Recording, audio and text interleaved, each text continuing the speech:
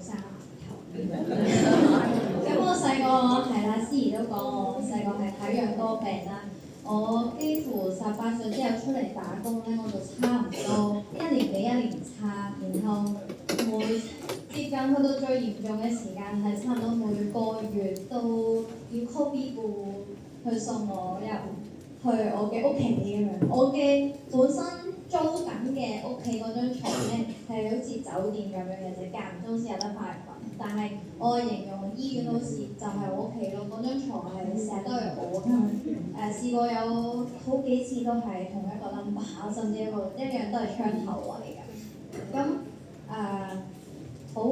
因為個身體問題越嚟越差啦，我唔係淨係經痛嘅問題，我係身體好多小毛病造成咗身體成個大病，好似藥煲病壞咁樣出咗嚟啦。咁就係中西醫都會睇嘅，中醫就想調理，西醫就要急救啦，因為我就會頭痛啦，頭痛到眼脹啦，會眼朦啦，甚至乎會嘔啦。但係我食西藥咧，食可能係止痛藥咧，好似止到下痛，但係呢度咧又會開始 keep 住都係脹啦，跟住之後就會作嘔啦，跟住一作嘔咧個胃咧會好似胃酸倒流咁樣咧，好長嘅，我唔知係咪胃酸倒流啦。咁又會想嘔啦，瞓又瞓唔到啦，咁樣半夜要坐起身瞌咯，咁幾乎係冇一晚係瞓得好好嘅，所以我係呢個年紀咁樣病過先知原來生病係分年齡嘅，0至100歲都係你冇健康就真係冇㗎啦。咁所以人哋話你咁後生10幾歲、20幾歲，好快好啦咁樣，你都冇病過係咪先？係啦，你梗係唔知啦，因為我嘅生活習慣都唔差㗎，我都好清淡㗎，即係我有素食，我盡量都食素啦，好少大魚大肉。因為我背景嘅關係咧，都係比較貧困啦，我唔係含住金鎖匙出世，我睇醫生都係要用自己錢，去讀書半工讀都係自己供自己，我冇借過錢，我甚至乎係關窿我都冇借過嘅係。咁去到嗰段時間咧，我係冇食保健品，因為我身體太差到我自己都即係唔認為嗰樣保健品係可以幫到我。係嘅，保健品一定係好嘅，但係我身體一差到咁嘅時候，就唔輪到你裏邊有得吸收㗎啦，冇能力吸收，你食幾多補嘢都冇得排唔到。咁跟住就我去到有1年車禍啦，2年前。咁我車禍之後咧，我就一樣瞓唔到、坐唔到、坐輪椅都坐唔到嗰種，因為你一坐落去咧，嗰個輪椅咧會凹落去，甚至乎壓住咗咧，個屁股好痛。咁點樣照晒 X-ray、CT、MRI 2次添啊！哇，淨係照我都覺得好辛苦，成個鐘㗎。我照全身，醫生話你冇事喎。冇事，我痛到咁樣，我唔係白㗎。醫生話你真係冇可能會咁嘅喎。我真係喊晒，好似好委屈咁樣，係你好似被冤枉嗰種啊！身體係你嘅，感覺都係你嘅。你睇份報告話冇事就等於冇事㗎啦。雖然佢開咗好多止痛藥、消炎藥神經止痛痛症科嘅藥乜止痛都有食過，個胃咧係咁胃酸倒流嘔嘅都有。之後佢仲要同我再轉翻另一隻冇咁強嘅藥，但係點樣食止痛藥都好咧，我都係痛嘅。甚至乎我喺醫院咧係喊到咧每2個鐘頭咧佢會派一次止痛藥俾我嘅。跟住咧，佢話總之嗰1分鐘都未到派藥嘅時間咧，你喊咧，嗌姑娘求佢俾藥你食咧，佢都係唔會俾。但係個姑娘咧係會心痛到你嗰種你乖啦，飲多陣啦咁樣。因為平時醫院嗰啲姑娘係好忙㗎，即係態度一定係唔會好㗎啦。但係一個姑娘咁忙，然後脾氣又好臭，對住其他人，但係佢可以對住一個咁樣嘅病人，我都唔夠膽去打擾佢啊，但係佢會心痛我，唔想打擾佢嗰種感覺啊，即係佢都明白我嗰種有幾痛啦。我就唔明點解醫生會話你冇事就話係冇事咁樣。咁啊，使晒啲錢之後，我係一路咧去睇中西醫啦，就俾唔係信用卡係嗰個儲蓄戶口嗰張卡銀行卡，一路俾到最後一次，姑娘話碌唔到喎嚇，咁樣大鑊啦，我就用剩餘我嘅現金去俾埋啦，之後就冇得再睇啦。咁我男朋友就話：你試下啦，我媽都係咁樣食翻好。唉，冇玩啦！我以前都係讀護理，無論係獸醫做定係人嘅姑娘，我都有做過。然後我又睇過咁多醫生，我點會信一樣嘢？但係冇辦法，當我使晒所有錢，呢個係我唯一嘅選擇，而且都係我唯一嘅希望啦。咁我就唯有試啦。試咗之後咧，開頭係諗住嗰度痛係可以舒緩，但冇諗過原來經痛咧，佢都好似舒緩咗咁樣。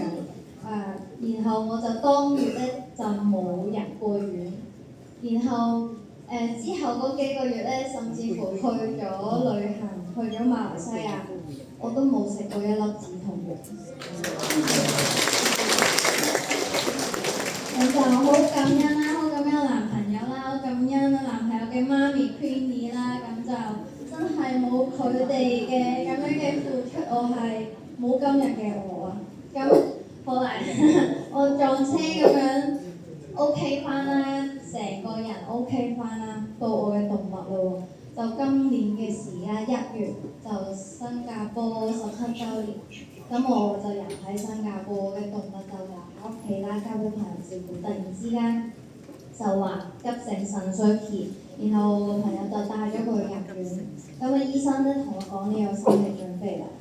咁樣佢咧係一個冇食過 Protea 嘅貓，但係咧佢唯一一隻冇食過，因為佢純粹失聰啫，佢冇其他大病。佢聽唔到嘢係對我嚟講聽唔到嘢唔緊要，一隻貓貓因為本身好神經質，只要佢食得行得走得活著 OK。但係咧嗰段時間1個禮拜內急瘦變由6K 變咗2K 幾3K，係啦。咁醫生就同佢打皮下水啦。慶幸嘅係醫生話佢唔入得院，因為佢餓，佢想咬醫生。咁都 OK 好，係啦。咁我2、3日翻去之後咧，其實我有同我個朋友講就話：你可唔可以餵 Protea 俾佢？佢話唔得，因為佢懷疑我餵咗呢樣嘢俾佢，所以搞到佢急性中毒。我話就係因為佢冇乜點食過，係啊，淨係得我隻狗同埋另外一隻曾經有貓瘟嘅貓食，但係咁佢好咗啦，都有2月啦，唔使打人哋嗰啲大陸針啦，都冇診所收佢嘅，係啊，我另外嗰隻貓啦，係啦，咁我隻腎病嗰隻貓咧，我個 friend 要我你要冷靜，你要理智，聽醫生講先。咁我人在新加坡冇計啦，我唔同佢拗 OK 好。然後我翻嚟香港嘅時候再睇我隻貓，我好似精神翻啲喎，食翻嘢飲翻水喎。但係一翻到屋企咧，又開始唔食嘢又唔飲水喎，仲要咧你唯有科斯即係針筒餵佢食啦。食咩嘔咩？佢又辛苦，你又辛苦。我凌晨聽到佢嘔，即刻彈起身去執啊！驚佢唔知踩到周身都係啦咁樣。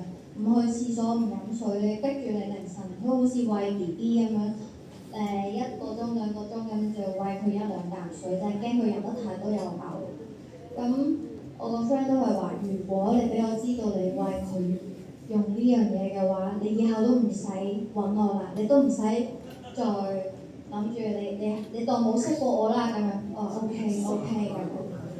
去到有一日咧，咁因為年頭啊嘛，又未到新年喎，咁我就唔知點解我個腦想我去華神啦，去車公廟，咁我就拉埋我另一個 friend 去，咁咧我就順便去問嘢，咁嗰陣時冇得求籤啊！佢個師傅話求籤唔準㗎，都就嚟過年咯咁樣。跟住我個 friend 就話咁擲聖杯咯 ，yes or no， 或者係可能未必啫嘛咁樣。好啊，就試下。咁我就喺度問下啦，車公爺爺，你可唔可以話我知下呢樣嘢，我可唔可以救到我隻貓啊？係啦，佢就冇分咧，係聖杯反啊、笑杯嘅咁樣冇分嘅，但係我就話俾佢聽，如果 OK 嘅話，你一正一反話俾我聽好冇？一正一反。跟住之後係咪真㗎？你可唔可以再嚟多次確認佢？都係一正一反。跟住話有第6代，有第7代。如果第6代咧，一正一反。再嚟第7代，一正一反喎！我心諗係咪個杯有問題啊？跟住咧，我就問其他問題就話：如果我將呢樣嘢介紹俾我呢家隔離嗰個朋友嘅話，佢會唔會接受？反杯。佢就升高，跟住我再去實證啊，就係話點解咧？係咪因為我咩都唔識啊？可能我講啲嘢會令到佢唔會食杯。跟住我就話咁我就再 confirm 啦。如果有一日我喺呢度熟晒呢度嘅嘢，我再話俾佢聽咧，笑，即係佢話你自己諗啦。跟住咧，好啦，我又再問多次，就係、我真係可以俾我隻貓食聖杯，即係一正一反。唉 ，OK， 我唔問啦，係啦，跟住就多謝佢啦。跟住之後我夜晚咧就去嘗試去餵啦，餵咗大概1個禮拜左右啦。佢開始又肯食翻嘢啦，飲翻水啦，冇再嘔啦，然之後仲要識得周圍跑跑跳跳啦，係好開心嘅呢樣嘢係，因為我嘅動物就係我唯一嘅屋企人。咁係啊，我唔可以眼白白咁樣望住佢，即使我話冇咗個朋友就冇咗個朋友啦，咁我唔可以話因為我唔俾佢用，我明知呢一樣嘢我有睇過，我自己都親身感受過嘅時候，咁你唔應該咁唔理解喎。但係因為朋友冇了解過啊嘛，咁到時佢好翻嘅時候，我相信佢唔會再講啲咩嘅。咁點知佢真係好翻啦！我點樣為止佢好翻咧？我冇帶佢去驗血啦，因為醫生話佢一定要每個禮拜咧打1支做血針。嗰個醫生係我好尊敬，我好中意佢。我以前咧翻工嘅時候咧，同佢合作得好好嘅。佢係一個好仁慈嘅醫生嚟嘅。當一個客人咧就帶咗隻狗過嚟咧，話純粹皮膚病啦，想拍支針俾佢走嗰陣時咧，醫生就講咗句你可能要揾個第2間啦，因為我睇佢係可以好嘅，我係唔會立亂幫佢打針。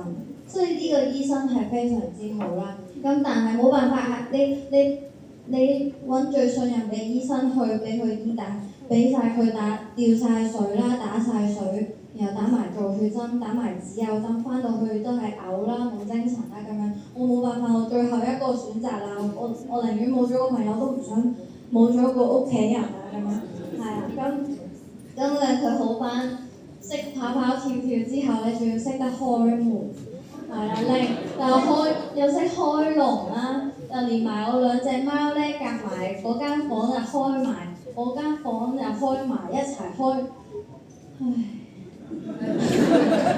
係啦，所以咧我好感恩公司啦，好感恩林文峰老闆創立咗呢間公司，同埋攞到呢一個產品翻嚟啦，然後好感恩我嘅男朋友帶咗呢一個咁好嘅福氣俾我啦，係啦，我覺得個天真係對我好好嘅，係啦，然後係啦，遇到呢度咁多位啦，就俾我學到咁多嘢，所以